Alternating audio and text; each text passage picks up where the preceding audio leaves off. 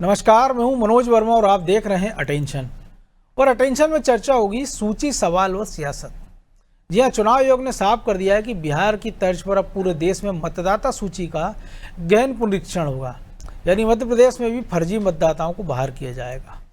अब इस ऐलान के बाद कांग्रेस ने मतदाता सूची पर सवाल उठाना शुरू कर दिया है। कांग्रेस ने तय किया है कि वो मतदाता सूची का सत्यापन करवाएगी और इसकी शुरुआत विदिशा से करने जा रही है।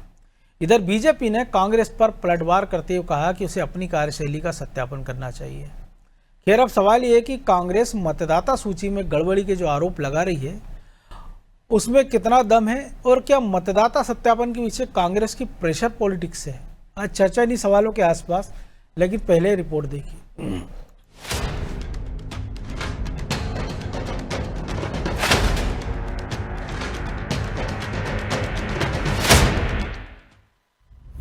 मतदाता सूची पर सवाल। बिहार के बाद मध्य प्रदेश में भी उबाल। मतदाता सूची में गड़बड़ी का मामला अब महाराष्ट्र और बिहार से होता हुआ देश के दिल मध्य प्रदेश तक आ पहुंचा है।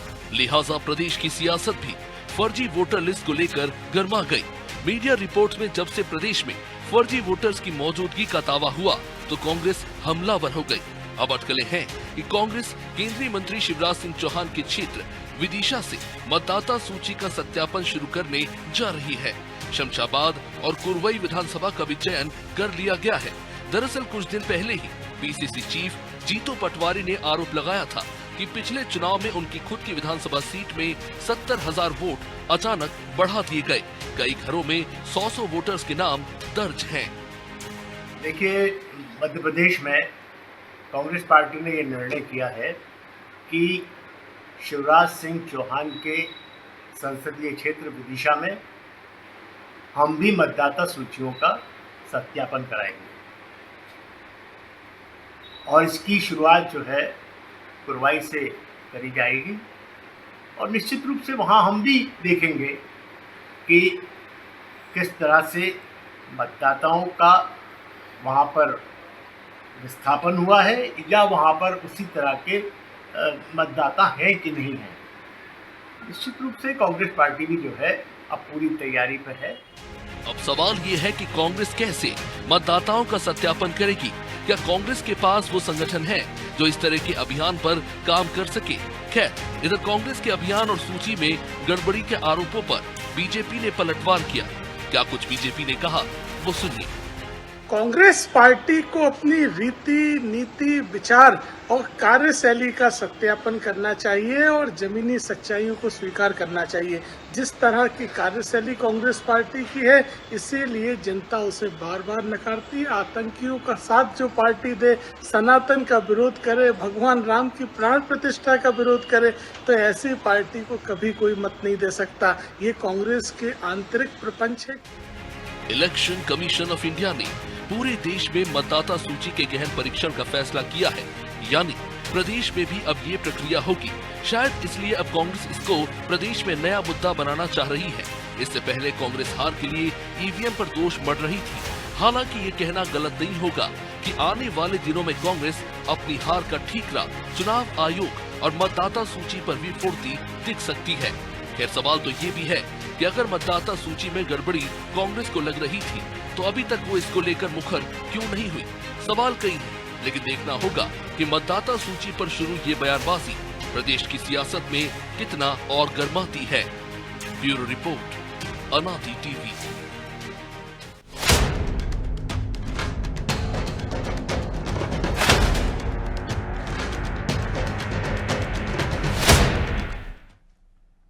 तो इसी पर चर्चा करने के लिए हमारे साथ जुड़ गए हैं वरिष्ठ पत्रकार रमेश शर्मा और हमारे सहयोगी ब्रजेश चौक से।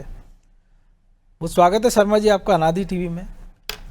और एक तरफ जब बिहार में मतदाता सूची का सर्वे हो रहा है कि कौन असली वोटर है, कौन फर्जी, उनकी पहचान का प्रयास किया जा रहा है, उसका पूरे कांग्रेस और जो उनके इंडी गठबंधन के सहयोगी वो विरोध कर रहे हैं।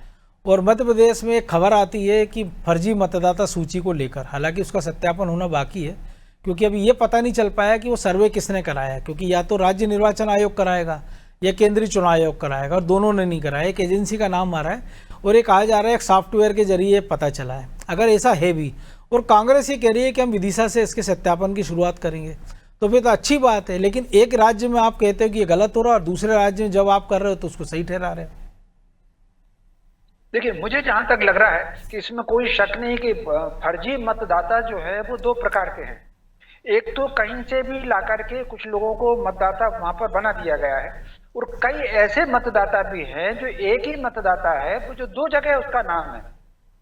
तो मोटे तौर पर अब उनको आप फर्जी कह लें या उनको संयोग कह लें, जो भी कह लें, दो जगहों के इसमें नाम पड़ रहे हैं।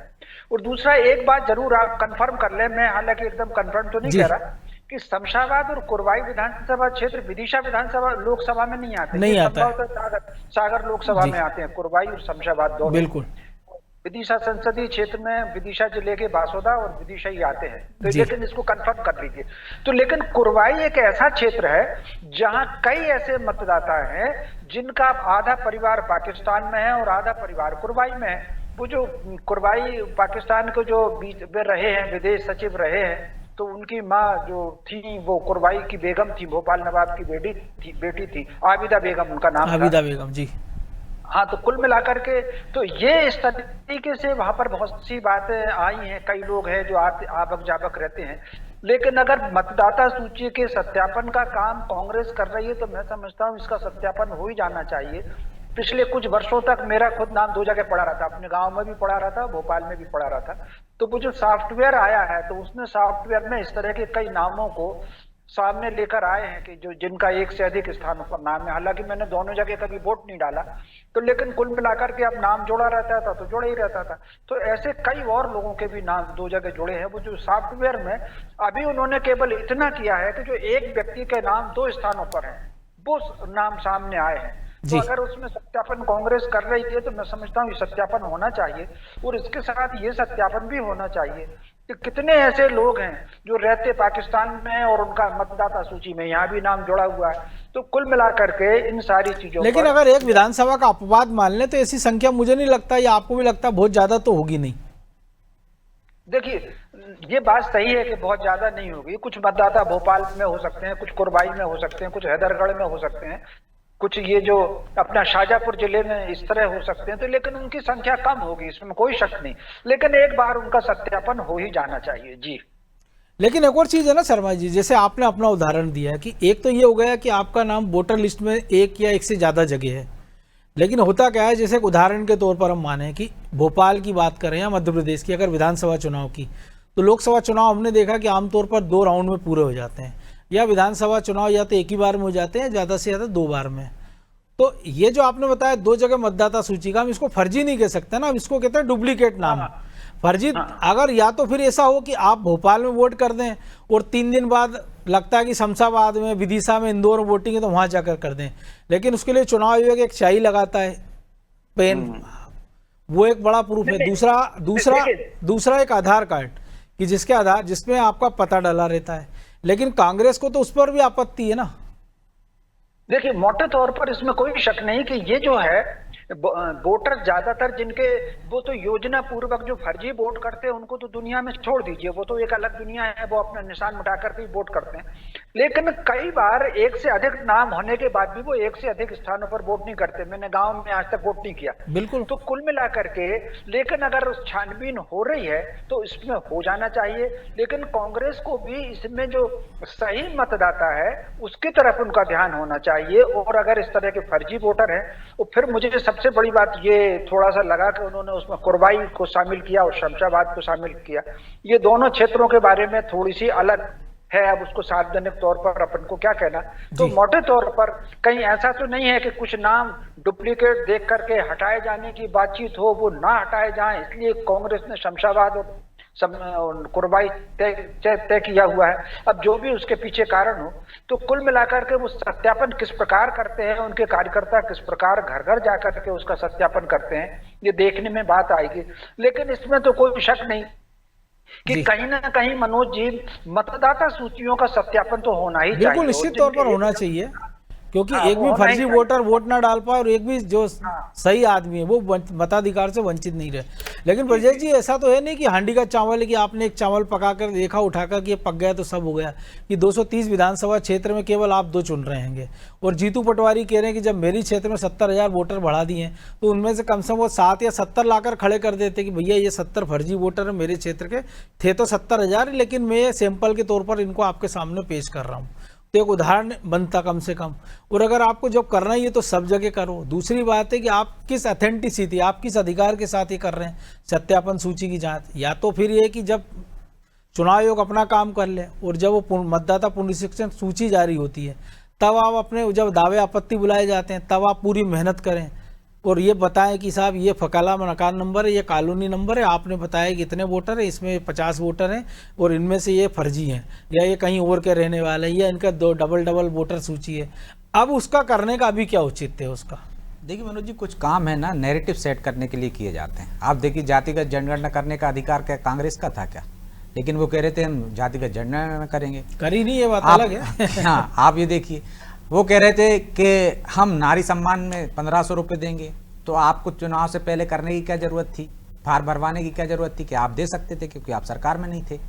तो ये कुछ काम ऐसे होते हैं, ये बताने के लिए होते हैं कि देखिए हम कर रहे हैं, करे अच्छी बात है। किसान कर्ज माफी के भी नीले पीले लाल फार्म भराए तो गए थे। लगातार इस तरह का एक नैरेटिव सेट करने की कोशिश की जाती है कि भाई गलत हुआ है, जो हमारे साथ हुआ है, अपनी कमियां ना देखते हुए ये ठीकरा फोड़ने की कोशिश की जाती है कि जो हमारे विरोधी दल हैं या जो सत्ताधारी दल है उसने साम दाम दंड भेद करके हमें सत्ता में नहीं आने दिया, हमें हरवा दिया फर्जी वोटिंग करा के।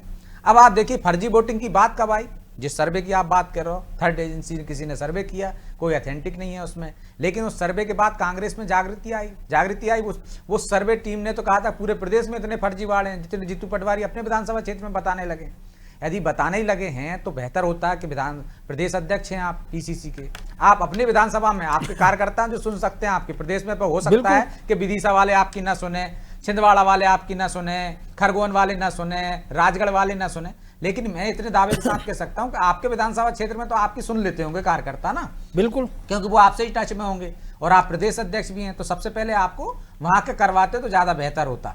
विदिशा को आपने पहले भी एक मॉडल बनाने की कोशिश की, क्या हुआ उसका? विदिशा में कौन सी ऐसी कार्यकारिणी बना दिया आपने? विदिशा में जाके आपने कि हम विदिशा को एक रोल मॉडल बनाएंगे, बाकी की पूरी विधानसभा में इसी तरह से इस्तेमाल करेंगे, यहाँ पर पूरी एक नई कार्यकारिणी बना देंगे, ऐसा नया जोश भर देंगे, ऐसे नए कार्यकर्ता पता नहीं आसमानी सुल्तानी से कहाँ से लेके आएंगे आप कि जो वहाँ बीजेपी को हरा देंगे और आपको जिता देंगे। तो ये सिर्फ बातें हैं, बातों का क्या?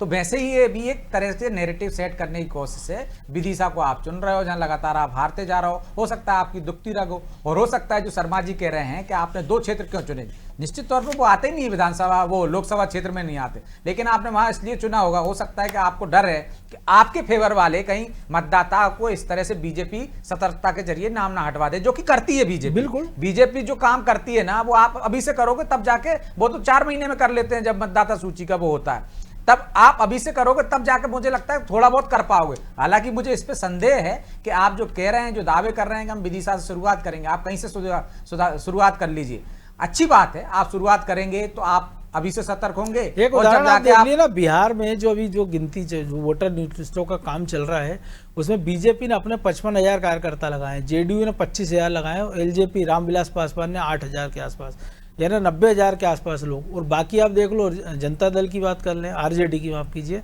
कांग्रेस के सब मिला ले तो मुश्किल से 20,000 का आंकड़ा पहुंच रहा है। तो इससे समझ में आता है कि आप कितने गंभीर हैं और जो आप कह रहे हैं कि वो कितने गंभीर हैं। तो मनोज जी वही मैं कह रहा था ना, यहाँ भी आप कितने गंभीर हैं, ये सिर्फ आपका कहने के जरिए कि भाई आप देखिए, बाद में आपको आरोप लगाना ही है।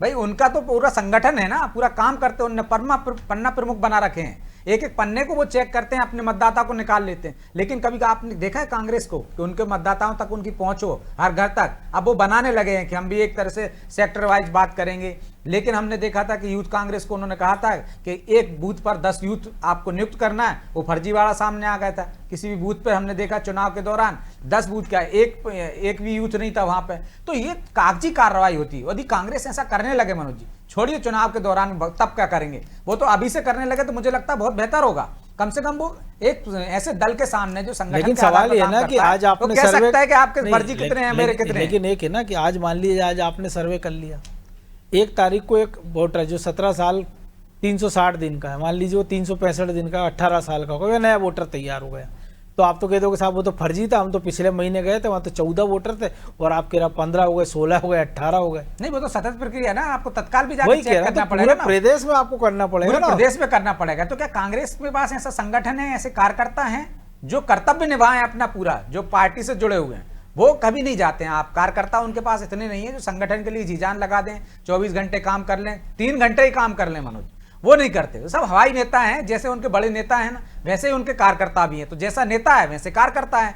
यदि आप उनसे कह दोगे कागजों में वो बना देंगे, अपने कागजों में उनको दिखा देंगे हमने इतने कर तो दिया खुद के चुनाव में फर्जी वोटर लिस्ट बना देते और वो कह रहे हैं फर्जी वोटरों की जांच करेंगे। जब उनको ये पता नहीं है, प्रदेश अध्यक्ष को देखा। पता नहीं है कि उनके क्षेत्र में कब है, दो साल होने को है, तब वो कह रहे हैं कि साहब मेरे वो पूरे क्षेत्र में इतने बता रहे हैं। हमने तो उनके संगठन प्रक्रिया में देखा ना, उसमें फर्जी वोटरों की आवाज उठने लगी है कि और वहाँ कोई फर्जी अंदर से वोटर उठती बना है, के कोई और चुनाव- नहीं वोटता। राजस्थान में यूथ कांग्रेस के बिल्कुल। चुनाव हुए, वहां पे जो जिलाध्यक्ष वो प्रदेश अध्यक्ष नियुक्त हुआ, उसको आपने पहले जिसको नियुक्त कर दिया उसको 2 दिन बाद आपने हटा दिया कि ये फर्जीवाड़े से बना, जो सेकंड था उसको बना दिया। दिल्ली में भी वैसी आवाज उठी, मध्य प्रदेश में भी वैसी आवाज उठी, लेकिन वैसी खुलकर नहीं हुई। तो इस वहां तो बार प्रेस कॉन्फ्रेंस हो गई थी। इस बार हम मानकर चलें कि अब ईवीएम के बाद अब ये मामला शिफ्ट हो जाएगा वोटर लिस्ट पर, कि हमको जैसे महाराष्ट्र में हमने देखा कि साहब जनादेश चुरा लिया बीजेपी ने, हरियाणा में वही आरोप लगाए, जबकि वोट मार्जिन हम देखें बहुत ज़्यादा नहीं था दोनों बदलों के बीच में।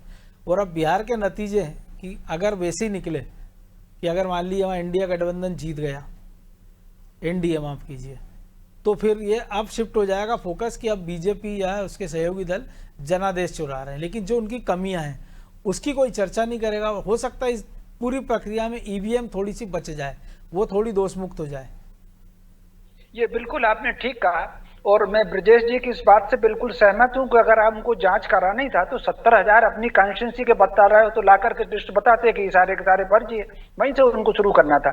मोटे तौर पर अगर आप देखेंगे पिछले कुछ वर्षों से कांग्रेस बिल्कुल जो वामपंथ का एजेंडा था उस एजेंडे पर चल रही। आप अगर रूस की क्रांति का इतिहास पढ़ेंगे या चीन में जो कम्युनिस्ट क्रांति हुई उसका इतिहास पढ़ेंगे तो उन्होंने कहीं ना कहीं शासन पर अनेक प्रकार की चर्चाएं खड़ी की और विश्वसनीयता पर संकट उठाए। किसी को छींक भी आ जाती थी तो वो जार पर उसका आरोप लगाते थे और लोगों में एक असंतोष पैदा किया। बिल्कुल ठीक उसी प्रकार जिस तरीके से संवैधानिक संस्थाओं पर और कहीं ना कहीं एक भ्रम फैलाना, वो भ्रम फैलाने की राजनीति पर कांग्रेस उतर आई है। और दूसरी अगर आप देखेंगे ये जो जातिवाद का मुद्दा है, ये जातिवाद का मुद्दा अंग्रेजों ने चलाया था, भारत में कोई जातिवाद नहीं था। योजना पूर्वक अंग्रेजों ने ऐसा नैरेटिव सेट किया कि हमको ऐसा लगने लगा कि हम कोई एक दूसरे से बहुत अलग तरीके से एक दूसरे से अलग है और झगड़ा भारत में कहीं ऐसा कुछ नहीं हुआ। जान करके उन्होंने कहानियां गढ़ी बनाए गए और इंडिविजुअल अपराध की अगर कोई घटना होती थी तो उसको जाति से जोड़ करके जो दुष्प्रचार किया। और एक समय कांग्रेस जाति वो तो सर अभी भी देख रहे हैं ना हम कि करनी सेना का जो प्रदर्शन है वो धोखाधड़ी का सीधा मामला है, लेकिन अब उसको राजपूतों से जोड़कर देख रही कांग्रेस, कह रही कि राजपूतों का अपमान हो रहा है। तो निश्चित रूप से ये योजना पूर्वक उसको फैलाना, जो जान करके बिल्कुल कहीं ना कहीं विघटन पैदा करना, इस पर एक पूरी लंबी इतिहास में अगर आप पढ़ेंगे 1773 से लेकर के 1808 तक तो योजना पूर्वक चर्च की बैठकें हुई हैं। उन्होंने लोगों को सतर्क किया और फिर अपने अपने क्षेत्र में भेजा गया है और वो पूरा का पूरा सिस्टम है, अगर इतिहास पढ़ेंगे तो दिखता है। तो अब कांग्रेस कल तक जो कहती थी न जात पर ना पांच पर और मोहर लगेगी हाथ पर, आज वो बिल्कुल जातिवाद की बात कर रही। वो ठीक उसी प्रकार कहीं ना कहीं भ्रम फैलाने के लिए कहीं ईवीएम की बात करेगी, कहीं मतदाता सूचियों की बात करेगी, तो स्वाभाविक रूप से जैसा ब्रजेश जी कह रहे हैं कि वो नैरेटिव ही सेट कर रहे हैं, उसके बजाय अपने मुद्दे कि आखिर वो कौन सी मुद्दा है। इस वक्त अगर दूसरा आप कांग्रेस को देखेंगे तो सारा मीडिया ओरिएंटेड राजनीति करते हैं। कौन सी ऐसी बात होगी जिसके कारण, लेकिन सर वो उसी मीडिया को गरियाते हैं, फिर उन पर आरोप लगा देते हैं, कुछ बचता नहीं। उनको ये नहीं पता कि लड़ना उनको किनसे है। और कई बार तो अब मैं कुछ डिबेटों में ऐसा देख रहा हूं वो सीधा एंकर पर हमला बोल देते हैं। कल ये परसों के दिन भी जी न्यूज पर मैं था तो उन्होंने सीधा एंकर पर ही हमला बोला।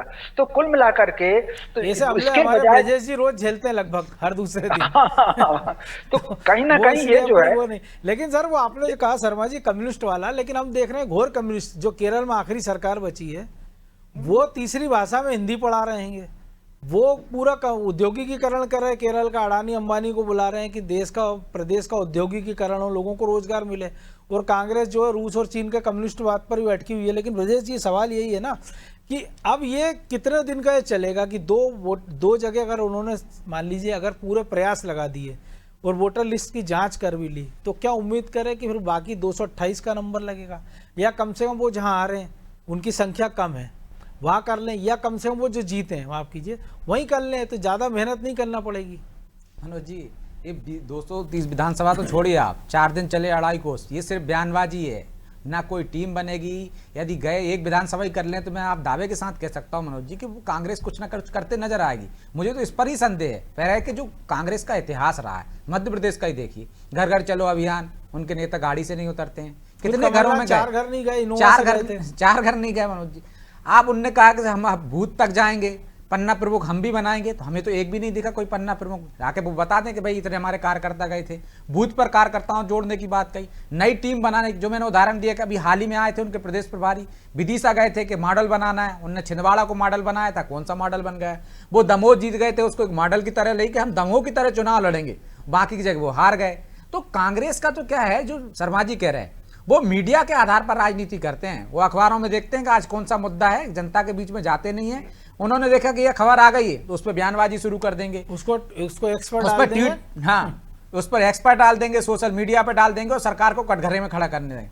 कांग्रेस के पास यदि कार्यकर्ता है तो मीडिया से ज्यादा क्षमता तो उसकी होनी चाहिए। उसके पास लाखों कार्यकर्ता है, वो मीडिया को लाके उसको देना चाहिए। लेकिन मीडिया जो चंद लोग हैं वो ले जाकर दे रहे हैं आपको कि भैया ये हो गया, आपने क्या कर लिया। दिग्विजय सिंह को खुद कह रहे हैं ना, मैं बार बार कहता हूं कि जब नरसिंह घोटाला हुआ, दिग्विजय सिंह ने कहा यूथ कांग्रेस से, एनएसआई वालों से कि भैया पीड़ित कहां हैं, पीड़ितों को जोड़ लीजिए। बिल्कुल, तो पीड़ित तो है नहीं उनके पास। अभी हाल ही में जो घटनाएं होती हैं, चाहे अशोकनगर की देख लीजिए, कोई पीड़ित आया आपके साथ? नहीं आ रहा है, क्योंकि आप जनता तक नहीं पहुंच रहे हो। आप जो जरूरतमंद है उस तक नहीं पहुंच रहे, आप वो मुद्दों को नहीं छू रहे जो जनता को प्रभावित करते हैं, जनता जिनसे आपसे जुड़ सकती है। आप एक नैरेटिव सेट करना चाहते हैं, आप भ्रम फैलाना चाहते हैं ताकि आप सत्ता में आसानी से आ जाएं, संघर्ष करके नहीं आना चाहते। भले ही वो कहते हो कि आंदोलन से जनी पार्टी है हमारी, आंदोलन से हम यहां तक पहुंचे, लेकिन वो आंदोलन करना भूल गए। जो लोगों ने आंदोलन किया था वो स्वर्ग में बैठे हैं, देश को आजाद करके चले गए। वो भी वहां से देखते होंगे तो तरस आता होगा कि कैसी फौज हम खड़ी छोड़ गए। जो हमने लाठियां डंडे खाए हैं, वो डंडे खाने से डरते हैं, वो जातियों में बांटने की कोशिश कर रहे हैं, वो देश हित की बात नहीं कर रहे हैं, वो सत्ता में आने के लिए सारे जतन कर रहे हैं। जो साम दाम दंड भेद की हम बात करते हैं वो तमाम किए जाते हैं, लेकिन वो चुनाव के समय किए जाते हैं। मनोज जी, आप भी करिए, लेकिन बाकी 5 साल तो देश की बात कर लीजिए, विकास की बात कर लीजिए। लेकिन कांग्रेस में को उसमें नहीं, वो 24 घंटे राजनीति करती है और बीजेपी 24 घंटे वो चुनावी मूड में रहती है, सक्रिय रहती है लोगों के बीच में। इस वजह से कांग्रेस की दुर्गति हुई। मुझे नहीं लगता इसमें कुछ सफलता उसको हासिल होगी या वो कुछ कर पाएंगे। वो सिर्फ जुबानी जमा खर्च कर रहे हैं, अपने नेताओं को, दिल्ली वालों को यहाँ बैठ के मूर्ख बना रहे हैं कि हम ये करने वाले हैं, इससे ज्यादा कुछ नहीं है। हो सकता है वो कम से कम इतना ही कर लें कि ज़्यादा नहीं तो अपने जो बारात के घोड़े उनको ही भेज दें कि कम से कम वो थोड़ी धीरे ही चलेंगे, नाचते हुए चलेंगे, लेकिन कुछ तो करेंगे 2 विधानसभा क्षेत्र में। बहरहाल वक्त इतना ही था। बहुत धन्यवाद शर्मा जी आपका इस चर्चा में भाग लेने के लिए। तो सूची, सवाल और सियासत, और ये ऐसे सवाल हैं, ऐसी सियासत है जो लगातार जारी रहने वाली है। लेकिन सबसे बड़ा सवाल यही है कि क्या कांग्रेस इसको लेकर वाकई गंभीर है, और अगर गंभीर है तो फिर 2 विधानसभा क्षेत्र क्यों, पूरा मध्य प्रदेश क्यों नहीं। और अगर पूरा मध्य प्रदेश करना है तो फिर एक साथ सारी शुरुआत कर दीजिए। शुरुआत अपने प्रदेश अध्यक्ष के क्षेत्र से कर दी जाए, जहाँ पर 70,000 फर्जी मतदाता होने का दावा वो कर रहे हैं। अटेंशन में आज इतना ही, मुझे दीजिए इजाज़त और आप देखते रहिए अनादि टीवी। नमस्कार।